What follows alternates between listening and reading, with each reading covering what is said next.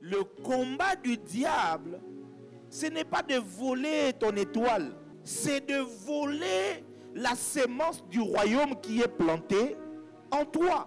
Parce qu'il sait que telle une bombe atomique n'est que la résultante de l'uranium enrichi qu'il y a en RDC. Si tu as l'uranium, tu peux produire quoi? La bombe atomique et devenir une grande puissance. Alors, le diable ne combat pas la bombe atomique. Le diable combat l'exploitation de l'uranium. Salue ton voisin, salue ta voisine. Et tu prends ta Bible. Nous allons lire ensemble. Déplace-toi, va trouver quelqu'un qui est dans un rangé. Pose-lui la question, tu es de quelle tribu? Et lui aussi, te dit, toi aussi tu lui dis, moi je suis de telle tribu aussi. Hein? Je n'ai pas dit tribu la tribu. Trouve une autre tribu, voilà. Et puis tu lui demandes, tes frères sont où? Pose-lui la question, où sont les frères de votre tribu?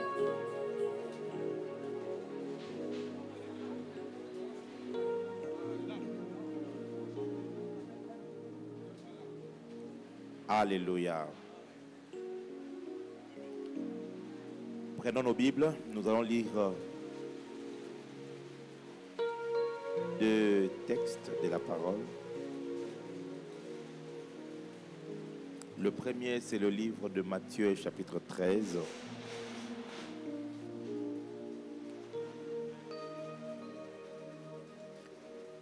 Nous allons lire à partir du verset 3.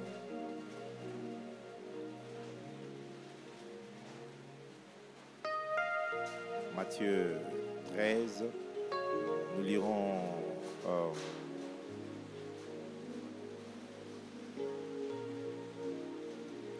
du verset 3 jusqu'au verset 8. Et ensuite, nous allons toujours être dans le chapitre 13 et nous allons lire du verset 18 jusqu'au verset 23. Matthieu chapitre 13, verset 3e jusqu'au 8e, nous lisons au nom de Jésus. Il leur parla en parabole sur beaucoup de choses et il dit, un semeur sortit pour s'aimer. Comme il s'aimait, une partie de la sémence tomba le long du chemin. Les oiseaux vinrent et la mangèrent. Une autre partie tomba dans les endroits pierreux, où elle n'avait pas beaucoup de terre. Elle leva aussitôt, parce qu'elle ne trouva pas un sol profond. Mais, quand le soleil parut, elle fut brûlée et sécha, faute de racines.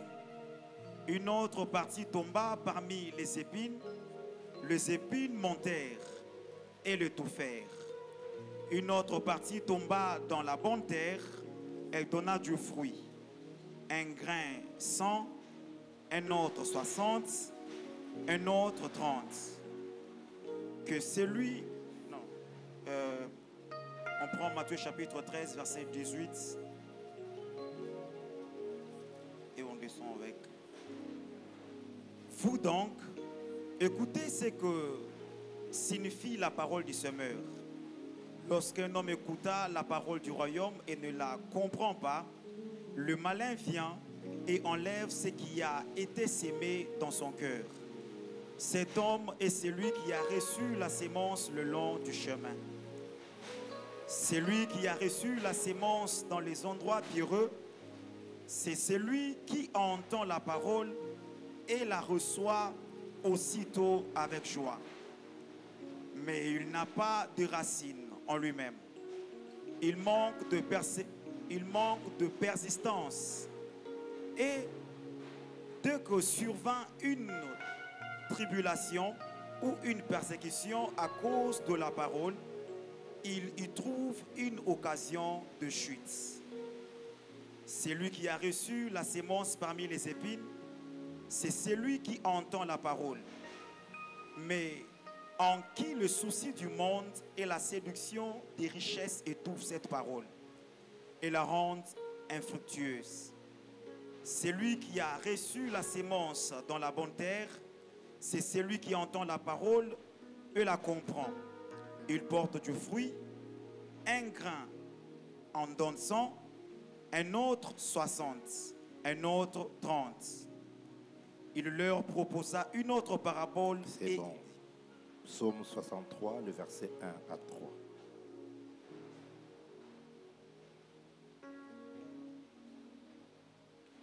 Psaume 63, verset 1 à 3. Psaume de David, lorsqu'il était dans le désert de Juda. Ô Dieu, tu es mon Dieu, je te cherche. Mon âme a soif de toi, mon corps soupire après toi, dans une terre aride, desséchée, sans eau. Ainsi je te contemple dans les sanctuaires, pour voir ta puissance et ta gloire. Car ta bonté vaut que la vie. Mes lèvres célèbrent tes louanges. Amen. Mettons-nous, s'il vous plaît.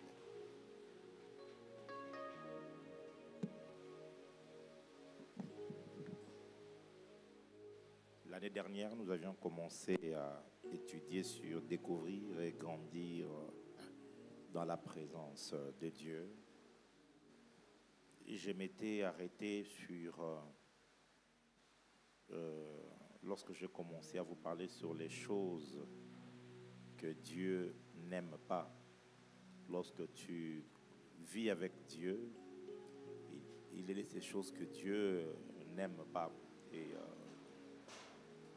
aujourd'hui, je voudrais partager avec vous dans cette même lancée, puisque le Saint-Esprit nous a imposé d'enseigner sur la conscience de la présence de Dieu le dimanche. Et d'ailleurs, tout le mois de mars, je serai en train de vous enseigner sur ce même sujet, la conscience de la présence de Dieu sous plusieurs facettes.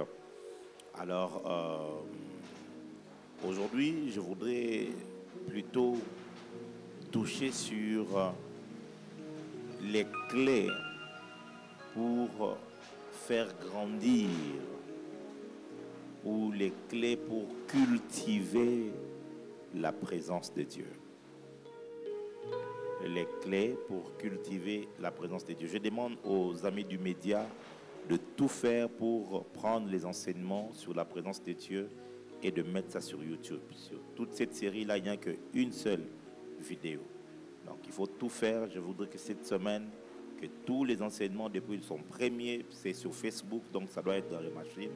Ça doit monter pour que ceux qui n'ont pas eu la grâce de suivre, qu'ils essayent de bénéficier, car c'est un enseignement qui est très, très profond. Amen. Amen. Vous allez voir, dans Matthieu chapitre 13, Jésus donne cette parabole du sémeur en disant: un homme est allé pour s'aimer, une partie de la sémence est tombée le long de la route, le long du chemin. Une autre partie est tombée sur des pierres, une autre partie est tombée sur des épines, et puis une autre partie est tombée sur une bonne terre. Et seule celle qui est tombée sur une bonne terre a donné de fruits, 100, 60 et puis 30. Et Jésus donne l'explication de cette parabole. Il dit: lorsqu'un homme a écouté la parole du royaume, c'est-à-dire la parole du royaume est comme une sémence qui est plantée dans le cœur d'une personne. Le royaume, Jésus-Christ l'a plusieurs fois symbolisé, identifié comme étant une sémence, comme le grain de sénévé, comme la plus petite graine. Lorsqu'il est planté, il grandit jusqu'à être le plus grand des arbres. Nous pouvons comprendre par cette illustration-là, c'est que autant pour le royaume de Dieu que pour la présence de Dieu, lorsqu'il est sémé dans nos cœurs, il est sémé sous une certaine mesure. Alléluia. Mais ce n'est pas tout le monde qui a reçu le don de la présence de Dieu qui va développer cette présence-là. Notez ceci. Nous pouvons tous avoir Jésus dans nos cœurs, mais n'allons pas tous cultiver sa présence de la même manière. Nous pouvons tous avoir Jésus dans nos cœurs, mais n'allons pas tous cultiver sa présence de la même manière. Lorsque tu as reçu l'évangile, du moins pour ceux qui l'ont reçu, tu as été convaincu du péché et tu as décidé de confesser le nom du Seigneur et de croire qu'il a été ressuscité. Une fois que tu l'as fait, eh bien, nous croyons que Jésus vient habiter dans ton cœur. Alléluia. Alléluia. Notre confession chaque dimanche, quand nous voulons sortir de ce lieu, nous déclarons Christ vit où ça? Pardon? En moi.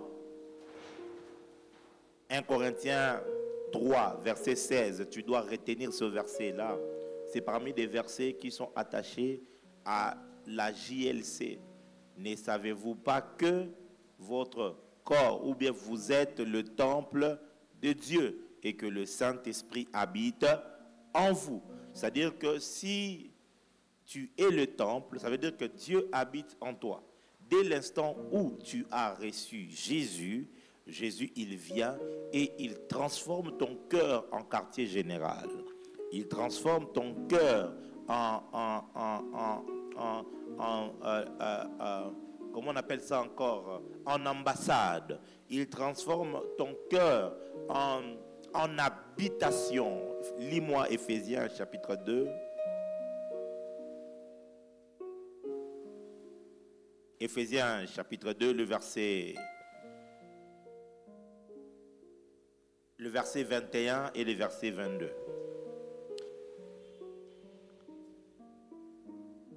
En lui, tout l'édifice bien coordonné se lève pour être un temple saint dans le Seigneur. En lui, vous êtes aussi édifiés pour être une habitation des dieux en esprit. Alléluia. Dis avec moi, je suis édifié pour être une habitation de Dieu en esprit. Ainsi, je déclare que je suis l'habitation de Dieu. Alléluia.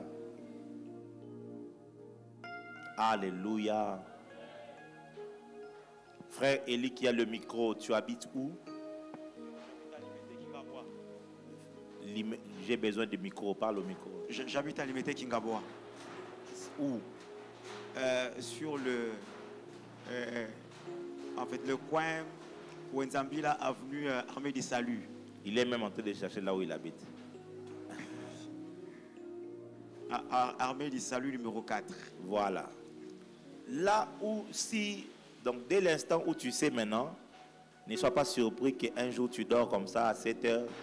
Tu vois une sœur abîmée le Wanaboué. Oh non, je suis venu te rendre quoi? Hein? Visite. Parce que je sais où tu habites. Alléluia. Alléluia. Est-ce que la pluie dérange le bruit ici? Ça va? Ça va ou pas? Derrière là-bas, ça va? Hein? Ma question est, est-ce que vous m'entendez bien là-bas ou pas? Ça va? Ok. Donc, le frère, nous connaissons maintenant qu'il habite Armée du Salut, numéro combien? 4. Lorsque j'ai besoin d'arriver chez lui, j'ai l'adresse, j'ai la localisation. Si j'y vais, je peux le trouver. Alléluia. Où se trouve la JLC? Pardon? Tanganyika, numéro combien? 48. Si quelqu'un veut arriver à la GLC, il va prendre le transport de Kitambo et il va arriver jusqu'à Tanganyika, numéro 48. Et là, il va trouver l'adresse de l'église. Il y a beaucoup de gens qui se perdent. Voilà. Quand on était encore à Kassavubu, nous on était à l'étage, au deuxième niveau. Maintenant, au coin de l'avenue, il y avait une église juste à l'entrée là. Façon église, on est banda au ben d'Abisso Bandim, lundi matin. Quelqu'un est en train de venir chercher l'église. Quand il arrive là, l'église du prophète Jimmy, il dit ah ouais, oh kota kaka kota kota. La personne entre à l'église. Bandé banda qui dit qu'il va se terminer. Une sœur est venue là-bas même pendant 3 dimanches. Et on lui disait que le pasteur n'est pas là. Elle s'est dit, bon, je cherche encore. Elle entend le bruit au-dessus. Alors elle sort pour poser la question. Non, non, c'est là qu'il y a l'église du prophète. Elle entre. Elle se rend compte que pendant 3 dimanches, on l'avait baratiné dans une autre adresse. Alléluia. Alléluia. Et l'apôtre Paul nous donne une grande révélation. Il dit que en Jésus, nous aussi, nous sommes édifiés. Donc on est en train de nous construire pour que nous soyons l'habitation de Dieu en esprit. C'est-à-dire, quand l'univers sera en train de chercher Dieu, où sera son adresse? Hein? Dis avec moi, Dieu habite en moi. Tu vois, la religion te fait croire que Dieu habite quelque part dans le cosmos. Tu vas prendre un vaisseau spatial pour t'y rendre. Bon. Yo kola bien. Tu as bien grandi. Ngana kola na moi ba difficulté. Donc moi j'ai grandi avec na matina avion na kimukolo. J'ai pris l'avion en étant adulte. Donc en 2009. C'est en 2009. J'ai 23 ans je crois. Ouais, 23 ans. Donc on a maté avion à 23 ans. Nakimukolo vraiment. J'ai pris l'avion à l'âge de 23 ans. Alors quand je monte dans l'avion pour la première fois, on est au-dessus. Donc j'essaye de regarder sur les vitres là pour voir si je trouverais quelque part où Dieu est. Parce que Nzambe to samela azala liko, tata abiso zali o. Notre Père qui est dans les cieux, que ton nom soit sanctifié. Je regarde comme ça, je vois des nuages. Je dis, oh, mais comment il y a des nuages? Alléluia. Alléluia. L'apôtre Paul donne une grande révélation. Une très grande révélation.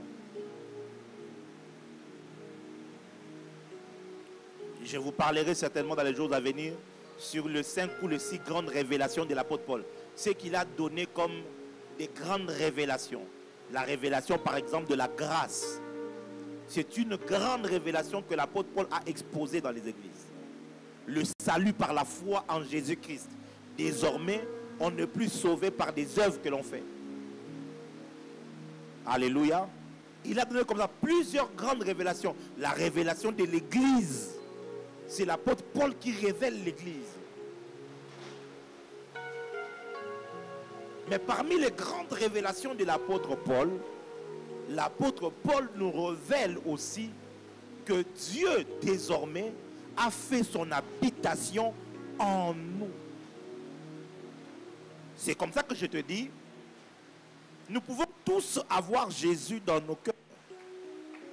Jésus habite en toi, Jésus habite en moi. La différence d'impact que nous aurons va dépendre de la manière dont chacun va cultiver la présence de Dieu en lui. Parce que Jésus dit, la parole du royaume est venue. Nous tous, nous l'avons entendue. Vous voyez, elle est venue comme une sémence. Notre cœur, c'est la terre qui reçoit cette sémence-là. Et chaque personne ici reçoit la même sémence. Donc le problème n'est pas la qualité de la sémence. Le problème, c'est la qualité de la terre qui reçoit quoi? La sémence. Le problème n'est pas la qualité de la présence de Dieu. Le problème, c'est la manière de cultiver cette présence-là, qui donnera soit l'impact, soit le manque d'impact de cette présence. Est-ce que je parle à quelqu'un? Est-ce que je parle à quelqu'un? Deuxième chose. Il y a une différence entre l'omniprésence de Dieu et la manifestation de celle-ci. Il y a une différence entre l'omniprésence de Dieu et la manifestation de la présence de Dieu.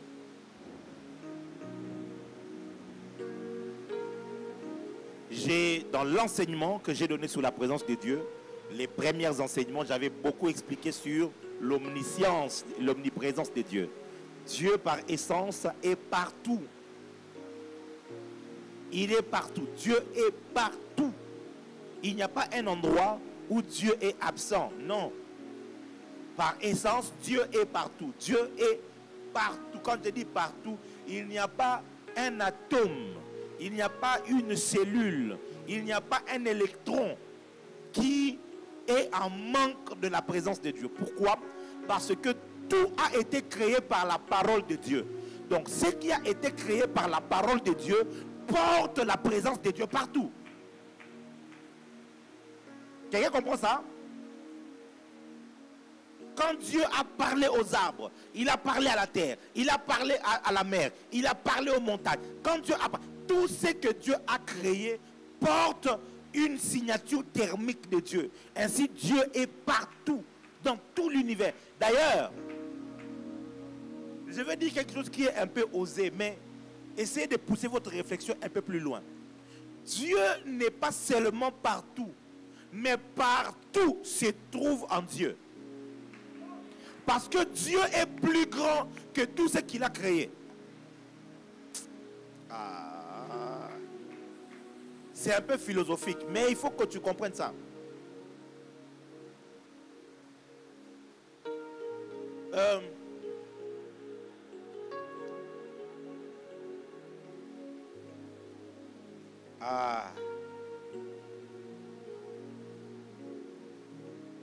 Je vais te donner un verset.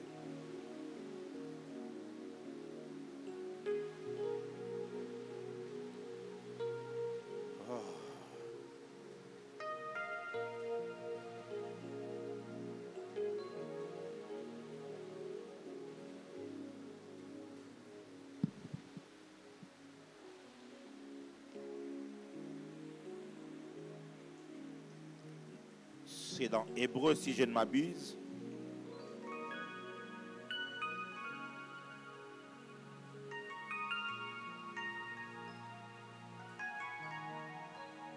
Hébreu chapitre 1, verset 3. Et qui, étant le reflet de sa gloire et l'empreinte de sa personne, et soutenant toutes choses par sa parole puissante, a fait la purification des péchés et s'est assis à la droite. Il soutient toutes choses par sa parole. Pardon? Par sa parole puissante. Il soutient toutes choses par sa parole puissante. Pardon?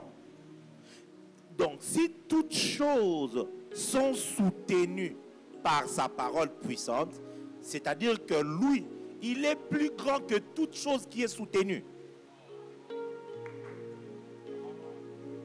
Donc, toute chose qui est soutenue là, vit en sa présence. Je ne sais pas si vous comprenez ça.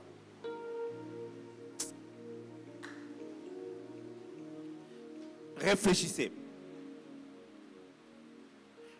Avant que Dieu ne créa le ciel et la terre, Dieu habitait où?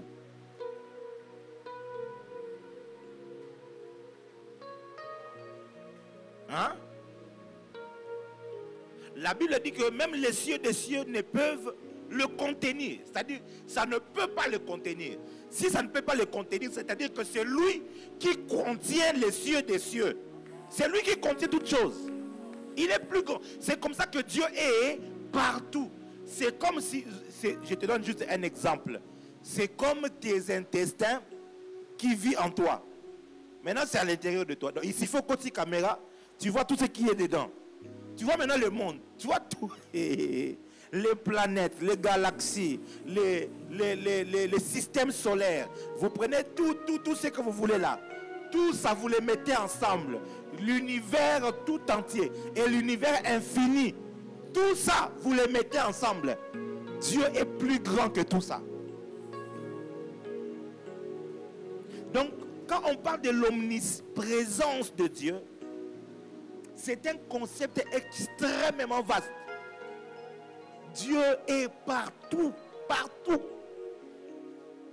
Mais seulement, Dieu ne manifeste pas sa présence partout. C'est là la différence. Vous voyez? Dieu, autant on est ici, Dieu est dans toutes les bars où on est en train de boire là. Dieu est là-bas. Dans toutes les boîtes de nuit, Dieu est là-bas. Dans la maison des féticheurs, Dieu est là-bas. Hein? Oh.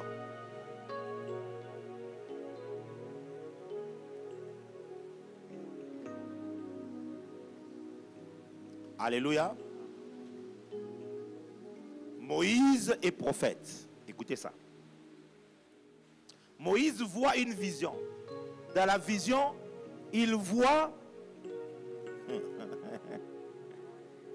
Adam et Ève. Il voit le serpent qui est venu parler à Ève. N'est-ce pas? Il voit comment le serpent est venu séduire Ève. De comment Ève a mangé, de comment est-ce que Ève a donné le fruit à son mari et de comment ils ont mangé. Il voit aussi comment Dieu est venu poser la question à Adam, où es-tu? La question est, qui montre à Moïse toutes ces visions-là? Hein? N'est-ce pas que c'est Dieu qui lui a montré? Si c'est Dieu qui lui montre ça, c'est-à-dire que Dieu était là quand toutes ces choses-là s'est passées. Et il raconte ça à son prophète. On peut croire en lisant, c'est comme si Dieu n'était pas là. Si Dieu n'était pas là, comment Moïse a vu ça? Moïse a vu parce que Dieu était présent. Quelqu'un est avec moi? Moïse voit, il dit, et les ténèbres couvraient la surface de quoi?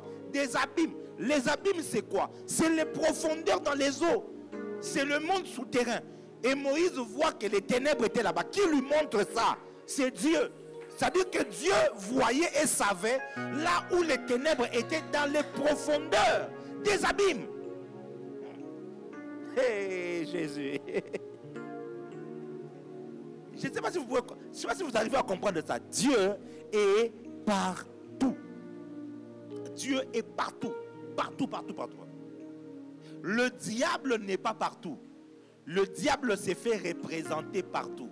Il fait de son mieux pour avoir les yeux partout, au travers les esprits, les démons et les hommes même, qui sont ses yeux dans chaque endroit et dans chaque lieu. Mais Dieu n'est pas partout seulement par ses anges. Non, Dieu est partout par son essence. Il est partout. Amen, amen. Maintenant, autant il est partout, autant il ne manifeste pas sa présence partout. Nous sommes ici, ce n'est pas tous les jours que le vent impétueux souffle. Cependant, nous savons que le vent est là. Vous voyez? Ce n'est pas à tout endroit qu'il y a le tornade, où il y a toutes sortes de tourbillons, de vents, ainsi de suite. Cependant, nous savons que le vent est partout. Mais il arrive qu'à des lieux précis, à des moments précis, il y a une forte concentration de vent à un endroit. Vous voyez un peu ça? Et on donne à cette concentration-là le nom, par exemple, d'Héraculon, le nom de tornade, le nom de tourbillon, le nom de... Mais c'est parce que le vent s'est concentré quelque part. De même aussi Dieu, il est partout, mais il ne manifeste pas sa présence partout. Autant Dieu habite dans chaque croyant, autant ce n'est pas chaque croyant qui arrive à cultiver la présence de Dieu jusqu'à sa manifestation. Quelqu'un me comprend? Quelqu'un me comprend?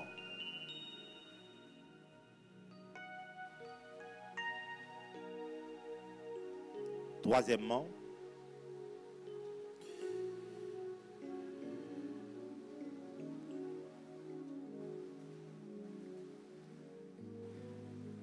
c'est que le diable cherche dans ta vie, ce n'est pas de bloquer ton mariage, ce n'est pas de bloquer ton travail ou ton voyage. Ce n'est pas ce que le diable cherche. Ce que le diable cherche dans ta vie, c'est de t'empêcher de développer la présence de Dieu qui est en toi.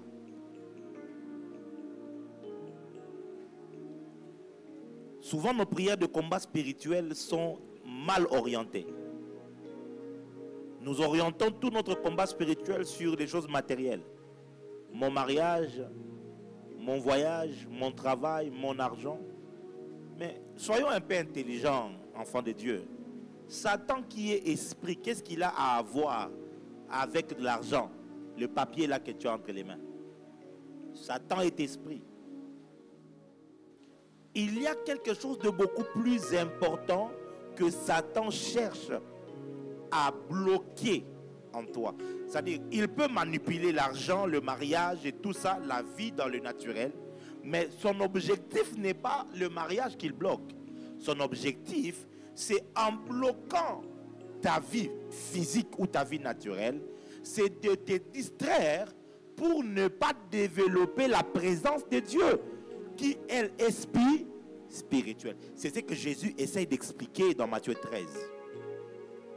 Il dit que ceux qui reçoivent la sémence, la parole du royaume, prenons ça comme la présence de Dieu, mais ils ne la comprennent pas, ils n'en ont pas la conscience.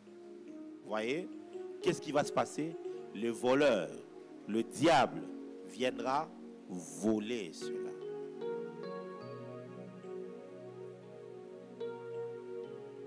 Donc, le combat du diable, ce n'est pas de voler ton étoile.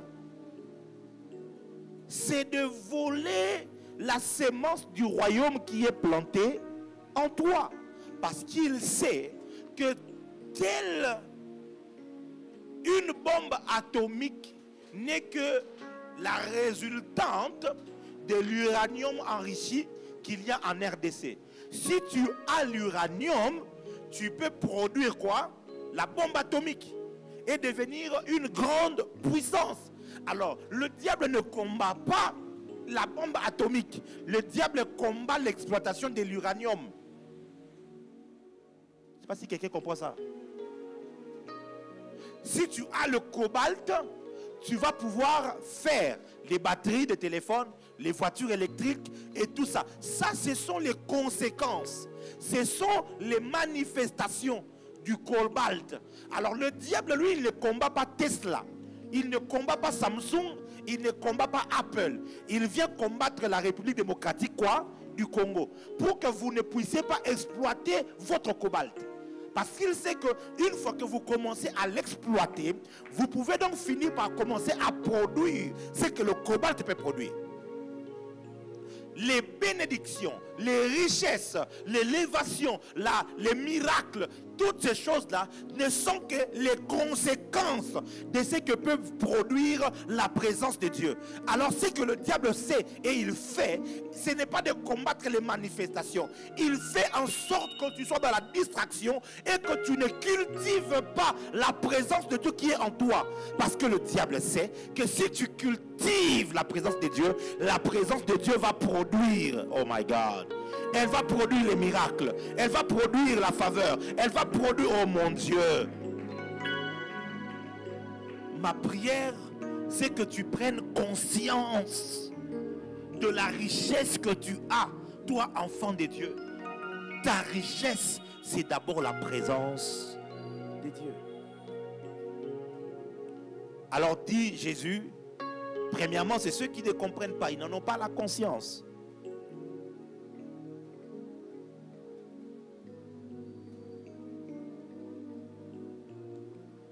Nous sommes allés voir un bien-aimé, c'est un prophète qui est arrivé de la France avec Mommy et on a amené Noam avec nous, Noam Elijah.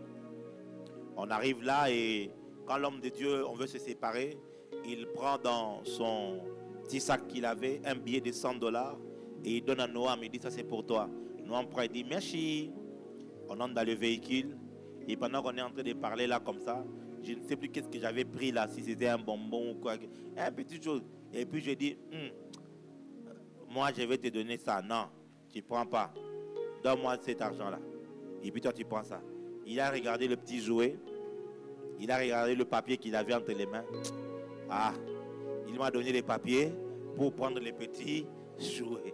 Dans mon cœur, j'ai dit, si seulement le petit ici savait que les $100 là pouvaient acheter même 1000 de ces choses que je viens de lui donner. C'est exactement ce que nous faisons face au diable lorsque nous n'avons pas la conscience de la présence de Dieu. Tu as une grande richesse, mais le diable vient te distraire. Il te dit, tu vois, ta vie n'avance pas. Hein? Ta vie n'évolue pas. Tu vois, non? Et 2025, et tu n'es pas marié, tu vois? Yo, continue de fermer les pieds comme tu dis là. Tous les hommes viennent, toi tu continues. Ah, tu vois, non? Et toi tu dis, ah. Or, le diable est en train d'agiter cette histoire parce qu'il y a quelque chose de plus précieux que tu portes. Regarde bien, mon frère, ma soeur. Les plus grandes tentations que tu as toujours connues, c'est pendant ou après des moments de prière. Tu as fini un moment de jeûne, tu as fini un moment de retraite, tu as fini un moment de consécration. Quand tu finis ça, c'est là que le diable vient. Il a fait ça avec Jésus. Dans Luc chapitre 3, Matthieu chapitre 3, quand Jésus finit de jeûner, le tentateur vient directement. Pourquoi il est venu? Parce qu'il y avait quelque chose de précieux qu'il voulait prendre. Mais il va agiter la faim. Dis, tu as faim, non? Transforme le pain en pain. Regarde, non? La pierre là, ça devient le pain. Mange, non? Mange, non? Il lui montre la gloire. Je vais te donner ça. Je vais te donner ça. Et dès que tu tombes dans le piège, parce que tu as manqué la conscience de ce que toi, tu n'avais pas. Je pense que nos rois, dans des royaumes Congo, dans tous les autres royaumes, Kuba, Kunda, et tous les autres royaumes chez les Mwami là-bas à l'est, je pense que si seulement ils pouvaient avoir la conscience de ce qu'il y avait sous leur terre, ils n'auraient pas signé des contrats véreux avec le roi Léopold II, avec tous les autres Allemands et les autres gens là, pour leur vendre. Vous savez que le Congo, c'était la parcelle de Léopold II. Donc, il a acheté, et avec qui bornaillé. Il a exploité l'EVA, il a exploité le truc là de l'ivoire, il a exploité le café, il a exploité le coton et tout. À sa guise, l'un des plus grands massacres de l'humanité, c'est Léopold II qui l'a fait. Mais comment on en est arrivé là? Parce que ceux qui étaient des rois sur des terres n'avaient pas la conscience de ce qui était sous terre.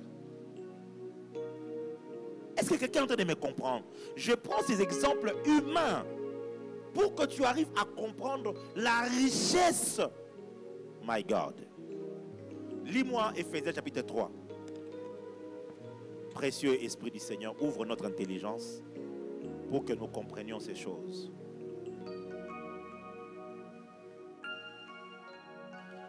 Éphésiens chapitre 3. À partir du verset 14, et tu es en train de descendre jusqu'au verset 21. On va juste lire pour avoir une idée.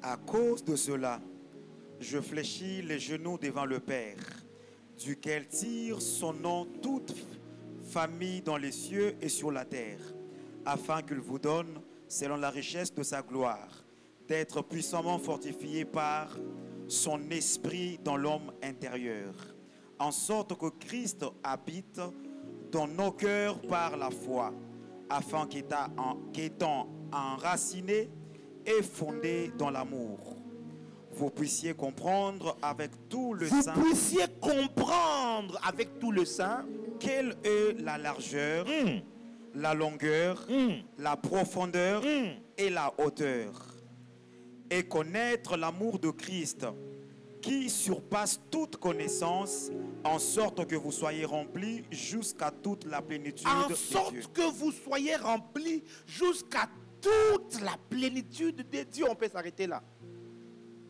L'apôtre Paul est en train de prier pour que le peuple de Dieu puisse comprendre. Que vous puissiez comprendre. Parce que si vous ne comprenez pas ce que vous avez, vous allez envier les francs-maçons, vous allez envier les rosicruciens, vous allez envier les voleurs de l'État, vous allez envier les politiciens, vous allez envier les DG des entreprises, vous allez les envier, pensant que ce que vous avez n'a aucune valeur. C'est comme ça que les chrétiens ont bradé leur spiritualité pour les choses matérielles de ce monde. Parce que simplement, ils sont comme cette terre en cours de route. Des gens qui ont reçu une grande richesse, mais qui n'ont pas eu la compréhension.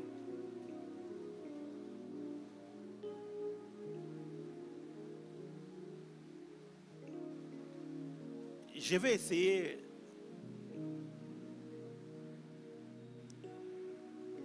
de donner un exemple encore plus terre à terre pour t'aider à comprendre.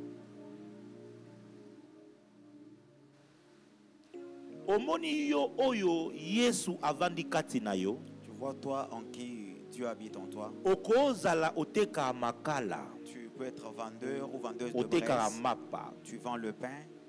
Ovanda kananda kumoko ya batol. Tu habites dans une maison en tôle. Oza mobola na miso bato. Tu es pauvre aux yeux des gens. Yeba yango.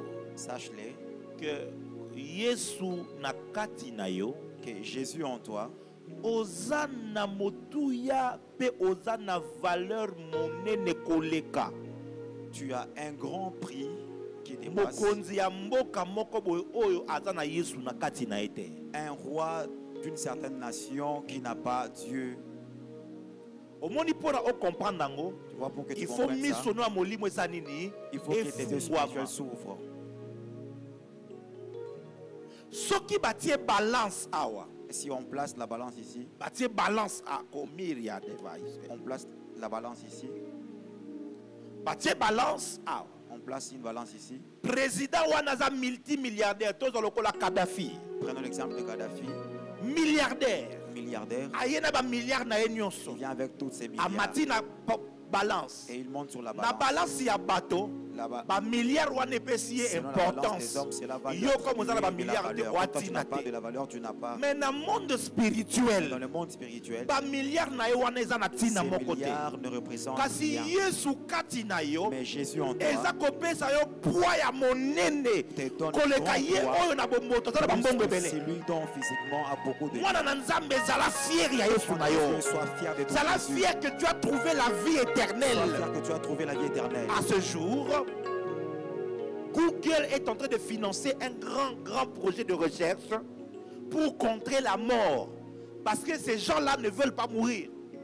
Google, c'est Microsoft. Microsoft, c'est le milliardaire ici. Comment il s'appelle déjà? Bill Gates. Après avoir conquis le monde de la technologie, il cherche maintenant à conquérir quoi? La mort. Or, nous avons l'assurance que nous n'allons pas mourir. C'est le corps qui s'éteint, mais nous avons la vie éternelle. Vous voyez ça? La vie sur cette terre, c'est que 70 ans, 70 ans, Bamba. Seulement 70 ans. 80 ans pour le plus robuste. Même si tu allais jusqu'à le dernier président, un des présidents des États-Unis qui est mort l'année passée. Il s'appelait encore comment? Jimmy Carter, je ne sais plus, j'ai oublié le nom. Hein? Non, je ne veux pas que ta confirmation. Si tu ne cherches pas sur Google. Voilà. Il est mort presque à 100 ans, si je ne m'abuse. Et tout, presque à 100 ans. Il est mort à 100 ans. Il a vécu dans l'opulence, dans la gloire. Il a vécu. Mes frères, sa vie est finie. Mais ça, c'est sur la terre. Maintenant, il est entré dans le monde des morts. dans le monde spirituel, c'est là que l'éternité commence. Le diable va essayer de te piéger dans cette vie pour que tu puisses brader ce que tu as, le poids éternel de la gloire qui est en toi. C'est une grande richesse, mes bien-aimés. Je préfère tout perdre sur la terre, mais préserver cette vie spirituelle que j'ai. Parce que c'est elle qui est la vraie richesse. Je t'assure. C'est elle qui est la vraie richesse. Et le diable est au courant de ça. C'est comme ça que le diable sera en train de tromper, sera en train de mentir. Il te propose des choses pour que il te ment avec des choses. Il te ment. Tu vois, aujourd'hui, l'une des plus belles villes dans le monde, il y a Dubaï, il y a des villes comme à Singapour là-bas, il y a certaines villes comme ça, c'est trop beau. Tu arrives là-bas, c'est beau et tout. Mais lisez Apocalypse. Quand l'église sera enlevée et que les jugements vont commencer, toutes ces choses seront détruites. On est en train de pleurer la grande Babylone. Les commerçants sont en train de pleurer. Les gens sont en train de pleurer parce que tout ce qu'ils auront construit vont se détruire. Se détruire. L'année passée même, il y a eu inondation à Dubaï. Des grandes inondations comme ça. Ce qui paraissait beau entre les yeux des hommes. D'un coup comme ça, c'était sale. C'était nul. Tout le monde a fui même. Parce que ce que le diable te présente comme étant la richesse, ça ne l'est pas réellement.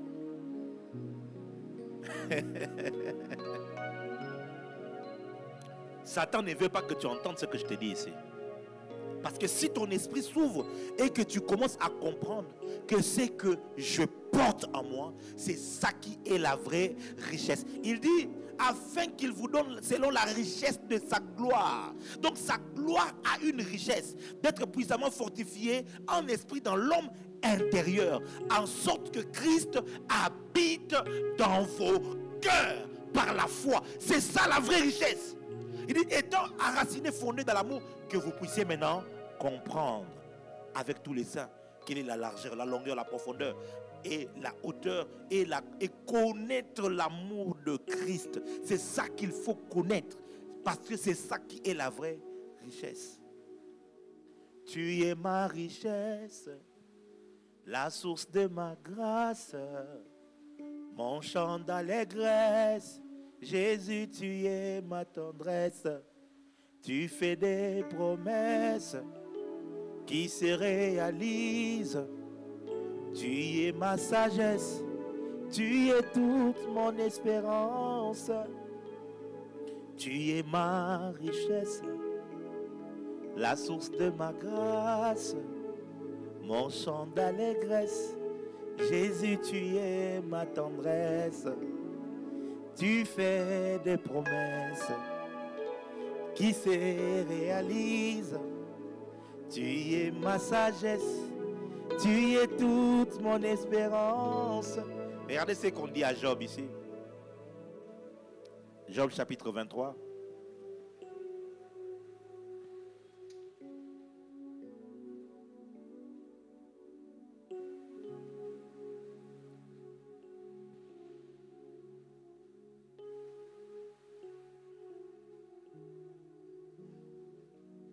Sorry, c'est pas 23.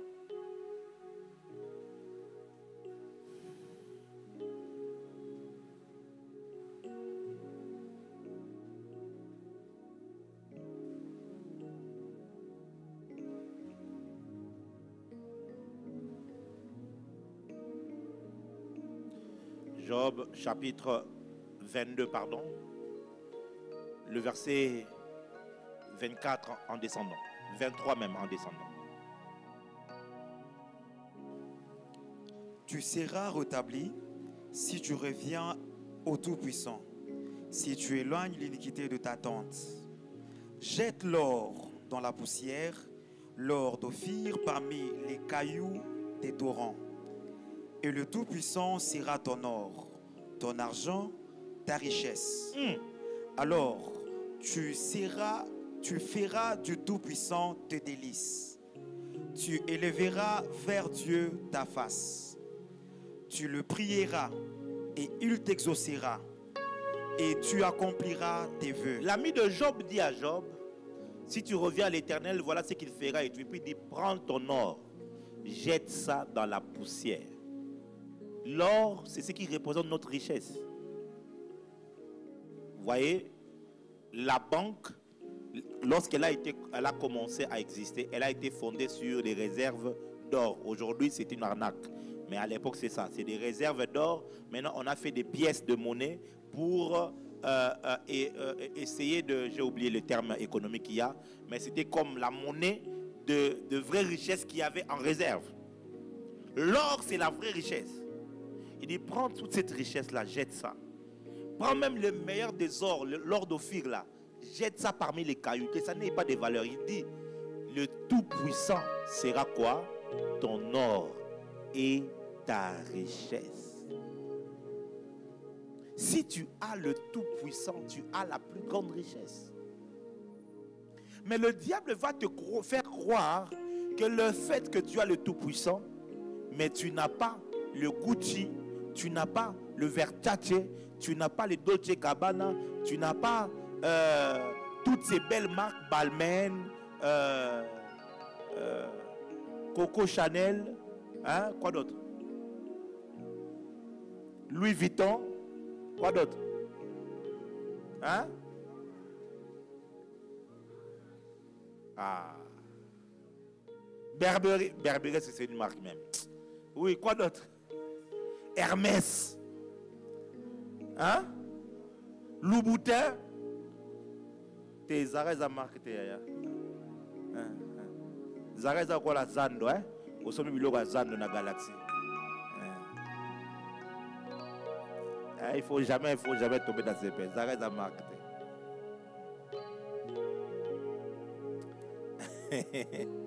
Le diable va te faire croire que si tu as ça, tu n'as pas ça, ça veut dire que tu n'es pas riche, tu n'as pas d'argent, tu n'es pas important. Tu vois, le monde nous pousse à donner de l'importance sur ces choses-là. Et ici, on dit à Job, prends toutes ces richesses-là, jette ça. Et le Tout-Puissant sera quoi? Ton or. Mais qu'est-ce qui va se passer? Pourquoi le diable va voler? Comment tu n'arriveras pas à cultiver cette présence? C'est lorsque tu manques la compréhension. La deuxième terre, Jésus dit, c'est ceux-là dont la sémence est tombée sur des pierres. Ce sont des personnes, Jésus dit très bien, qui reçoivent la parole avec joie. Mais aussitôt que viennent les persécutions, qu'est-ce qui va arriver? Il leur dit, Jésus dit, c'est celui qui entend la parole et la reçoit aussitôt avec joie. Mais il n'a pas de racine en lui-même. Il manque de persistance. Et dès que survient une tribulation ou une persécution à cause de la parole, il y trouve une occasion de chute. Ça veut dire quoi? Tu as reçu la sémence de Dieu, la présence de Dieu qui est en toi. Il dit, dès que tu as la présence, il faut commencer à travailler les racines et travailler la persistance. Tu vois maintenant ça? Tu dois t'enraciner. Tu vas t'enraciner dans l'amour, dans la parole de Dieu et être persistant spirituellement, être fort. Ephésiens 3, on a lu, afin que vous soyez fortifiés dans l'homme quoi? Intérieur. Tu dois devenir fort. Pourquoi? Parce que la parole en toi, cette sémence-là, sera l'objet de tes combats. Je t'ai dit que le diable cherche à t'empêcher à cultiver quoi? La présence qui est en toi. Les persécutions ne sont pas venues parce que tu es beau ou tu es belle. Elles sont venues parce que tu as porté une sémence qui peut changer l'image du monde entier. Alors, le diable va te persécuter. Mais non, quand la persécution vient, ceux qui ne sont pas ancrés, fondés, qui ne sont pas profonds en Dieu, ils trouvent une pierre d'achoppement et ils régressent. Ils retournent dans le monde. Ils rétrogradent.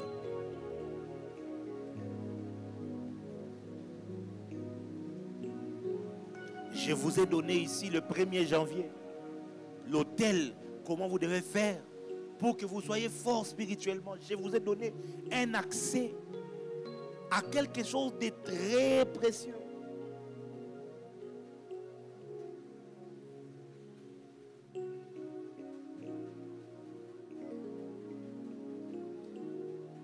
Presque toute l'église, je dis bien presque toute l'église, ne pratique plus. Pourquoi?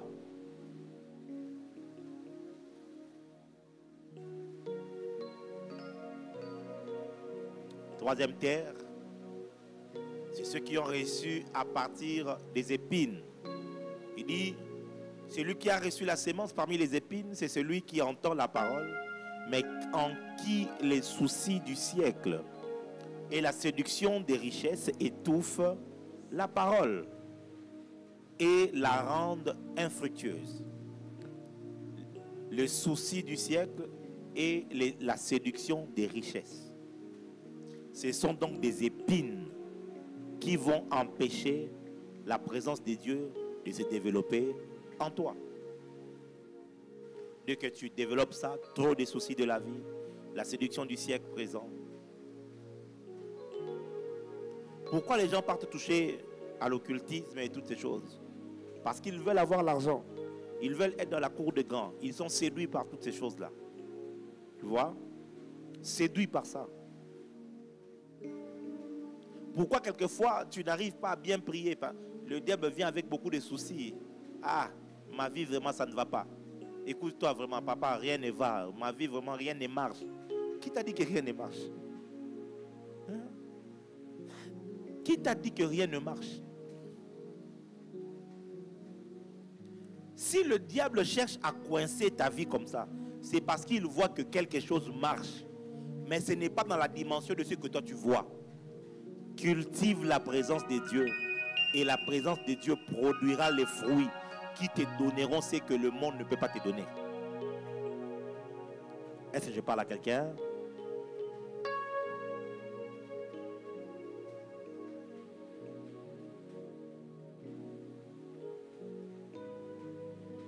Le dernier point avant qu'on puisse prier. Le plus grand accomplissement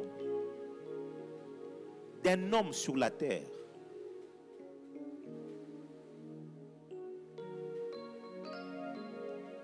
c'est de trouver Dieu.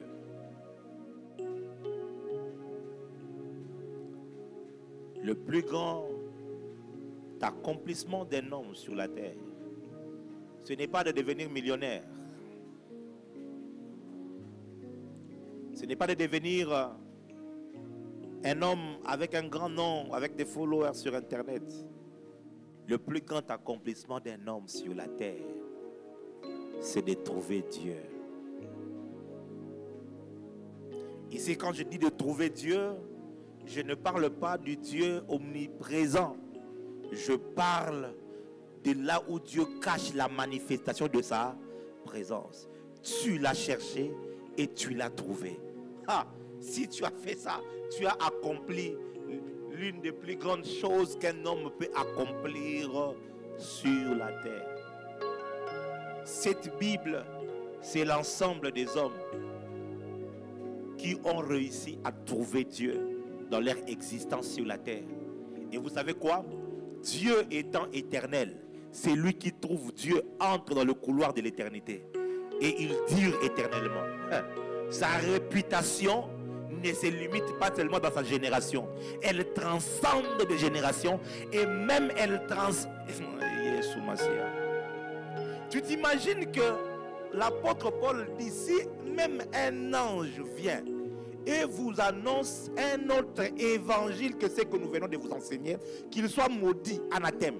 Ça veut dire quoi? Il dit, tu vois ce que je viens de bâtir comme œuvre. Tous les anges qui viendront, ils devront vous dire ce que moi je vous ai dit. S'il vous dit autre chose que cet ange-là qui soit maudit, osez imaginer ça. Tu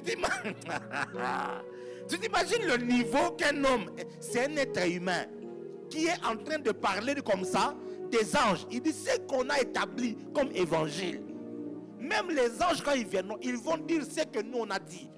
Qu'ils ne vous disent pas autre chose. Des hommes qui ont trouvé Dieu. Wow. Ma fille, écoute-moi. Avec ta beauté, tu peux séduire un homme ou deux ou trois. Mais avec Dieu, tu peux toucher une génération. Tu peux entrer dans l'histoire. Oh! La Bible dit, avec Dieu, nous ferons des exploits. Ce n'est pas juste un slogan. Non, il dit si tu trouves la présence de Dieu et que cette présence commence à marcher avec toi. Ayala Saga. Tu es dans la politique, tu fais un discours et ce discours entre dans l'histoire. Tu fais les affaires, tu vas comme ça, tu commences à avoir des résultats inimaginables que les hommes ne peuvent pas avoir. Parce que tu es avec Dieu. Actes chapitre 10, verset 38. Vous savez comment Dieu a oint du Saint-Esprit et de force Jésus de Nazareth, qui allait de lieu en lieu faisant du bien, guérissant tous ceux qui étaient sous l'empire du diable. Il dit, car Dieu était avec lui. Oh my God. Je prie pour quelqu'un ici, que tu reçoives la grâce de trouver Dieu dans ta vie. Que tu n'appuies pas seulement sur le Dieu de Jimmy Mbaya.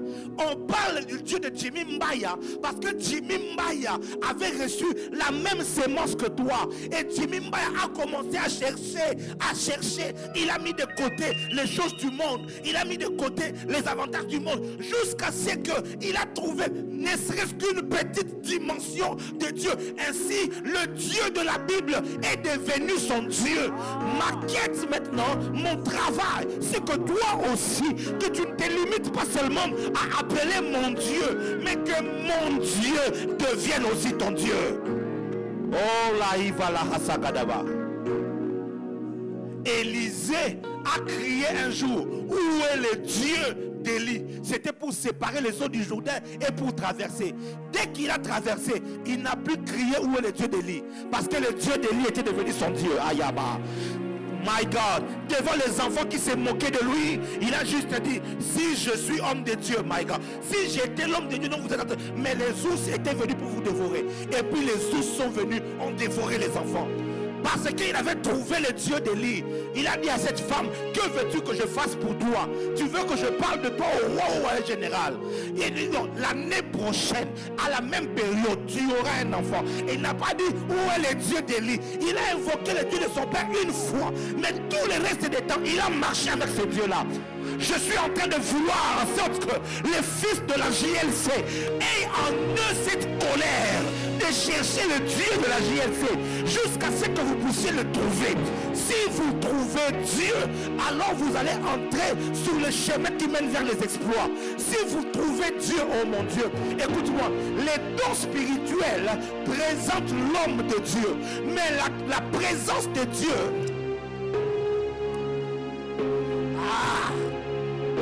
impose le respect de Dieu parmi les hommes.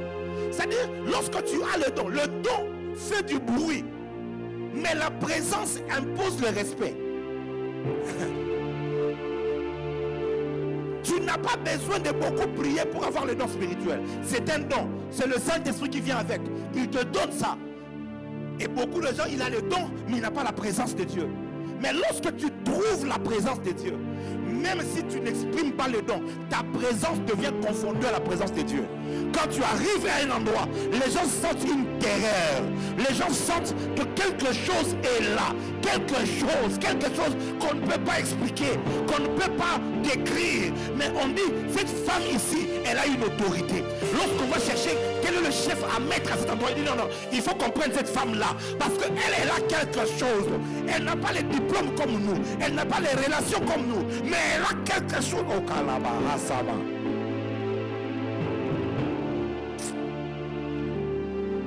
Oh my God.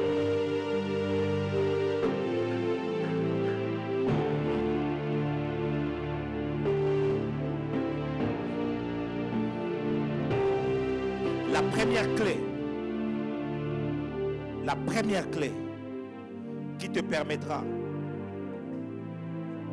de cultiver la présence de Dieu, ça s'appelle la faim et la soif.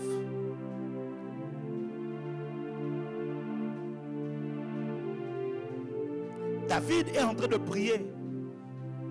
Dans Psaume 63, on dit lorsqu'il était dans le désert de Juda, il traverse des temps difficiles, en train de fuir Saoul. Il est humilié. Il est dans la confusion totale parce qu'il a reçu pas seulement une prophétie, mais il a été oint par l'un des plus grands prophètes de toute l'histoire, qu'il a la oint comme roi sur tout Israël. Mais seulement, il a aussi vu quelques petits exploits. Il a tué l'ours et les lions, il a tué Goliath. Mais après, des problèmes ont commencé à les poursuivre. Le roi a commencé à le chercher pour le tuer. Il était un fugitif et tout. Quelle honte, humiliation. Mais il se retrouve dans le désert. Écoutez sa prière. Oh Dieu, tu es mon Dieu. Je te cherche. Aïe. Je ne cherche pas à prendre le pouvoir. Je ne cherche pas à devenir roi ou à être riche. Je ne cherche même pas l'accomplissement des prophéties qui m'a été données. Mais ce que je cherche, c'est toi. Une chose que le diable a fait dans la vie de plusieurs personnes, il vous a volé la soif de Dieu. Il vous a volé la faim de Dieu. Vous avez la soif pour les choses de ce monde. Vous avez la soif pour les choses de cette vie ici. Mais tu n'as plus ce désir ardent qui peut te pousser à l'action. Écoute-moi, la soif n'est pas passive. La soif est toujours active. 2. La soif te pousse ou encore la soif provoque le mouvement. Si tu as soif de l'eau maintenant, la vraie soif de l'eau là, tu vas t'élever, tu vas chercher quoi, s'il n'y a pas de l'eau à vendre, même une pompe pour aller boire, tu vas faire un mouvement parce que la soif provoque le mouvement. Il dit, oh Dieu, je te cherche, mon âme a soif de toi. L'âme, c'est le siège des émotions, le siège des sentiments, le siège de l'intelligence. Il dit, dans mon âme, je n'ai pas d'autres émotions, d'autres sentiments. Je n'ai pas le sentiment de pouvoir faire, de me venger, de me positionner.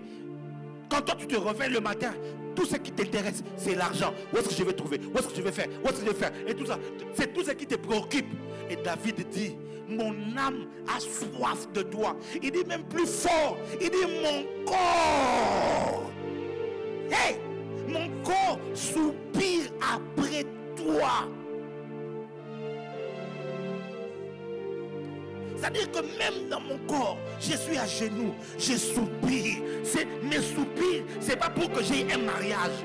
Mes pleurs, c'est pas pour que je puisse trouver du travail. Mes pleurs, c'est pas pour que mon nom soit connu. Mes pleurs, c'est que je puisse te trouver. Oh Dieu, si je pouvais avoir accès à toi, si tu pouvais te révéler à moi, si seulement tu peux m'ouvrir les portes qui mènent à toi, si je peux accéder à ce couloir, le couloir de ta présence, c'est là que je me retrouve. Il est David cherche. Vous allez comprendre pourquoi David était puissant, était fort. Pourquoi David a eu tout ce qu'il a reçu dans sa vie. C'est parce que il y a ce principe qui dit, Matthieu chapitre 7, celui qui cherche, trouve. Il y a une différence entre chercher Dieu et trouver Dieu. Ah oui, ah oui. Une personne qui a trouvé, il continue à chercher, mais il ne cherche plus ce qu'il a déjà trouvé. Il cherche une autre dimension dans ce qu'il a maintenant trouvé. Ah, y'a bahacha. C'est-à-dire, il y a des choses que j'ai déjà vécues avec Dieu. Mais en fait, je ne m'assieds pas sur ces lauriers. Je me dis, ce que j'ai trouvé, c'est bien. Mais il y a plus profond, il y a plus grand, il y a plus fort en Dieu que ce que j'ai déjà vécu. J'ai besoin de plus encore. C'est comme ça que je continue à faire des retraites. C'est comme ça que je continue à prier. C'est comme ça que je continue à lire les Écritures. Parce que je me dis, je ne veux pas me limiter à ce que j'ai déjà vu. Il y a encore plus que ça. La génération qui va impacter le monde en ces temps de la fin, Daniel l'a vu. Et il a dit, Daniel chapitre 11, verset 32, ceux du peuple qui connaîtront leur Dieu, c'est eux, ils agiront avec fermeté. Ce n'est pas ceux qui auront l'appel au ministère. Ce n'est pas ceux qui auront des grandes églises. Non, non, non, non, non, non. La génération du temps de la fin, c'est la génération de ce peuple qui aura connu Dieu. Maman, Luka Nzambe. Nzambe ba Luka kaye. Yaya Luka Nzambe. Biso ba oto bota bina ba famille malonga te. Et le oto tikala na mweza ko Luka Nzambe. Soki na trouver Nzambe. Kozwa Nzambe eleki ko trouver ba or o ko kozwa na koma to ko kozwa na katanga. Ko trouver Nzambe, oh mon Dieu. Komoko azui avion akomi na Lubumbashi azui mutuka akotiti na Fungurume akeko luka na ba badini ba minière soki ni ba puits minière kuna aokende ko luka mabulu aluka cobalt aluka pour azako espérer que soki na trouver quelque chose wana vie na nekobonga biso ba on a compris. Je n'ai pas besoin d'aller à Fungurume ou à Kolwezi. J'ai juste besoin d'entrer dans ma chambre, de me mettre à genoux et de chercher Dieu jusqu'à ce que les portes de l'éternité puissent s'ouvrir, jusqu'à ce que les portes de l'invisible puissent s'ouvrir. Si seulement j'entre par cette porte-là et que je trouve Dieu, la Bible dit que dans cette porte, sur ce chemin, même l'insensé ne peut pas se perdre. C'est-à-dire que si tu trouves Dieu, même ce qu'on a qui est le dernier des hommes à la vie, fine kobonga. Est-ce que tu peux comprendre sa jeune fille? Est-ce que tu peux comprendre sa maman? Est-ce que tu peux comprendre sa papa? Oh, comprendre yango. Oh là non, je vais consacrer ma vie à chercher Dieu. Je veux le chercher. Je veux le chercher. Mais Dieu ne se laisse trouver qu'à ceux-là qui le cherchent. Dieu ne se laisse pas trouver juste comme ça. Dieu aime qu'on les cherche. Dieu aime qu'on ait envie et soif de lui. Dieu n'aime pas quelqu'un à qui on est force pour lui. Ce soir, il y a un baptême qui va venir dans l'église. Mais ce sera le baptême de la soif de Dieu. Que le Seigneur te baptise dans la soif.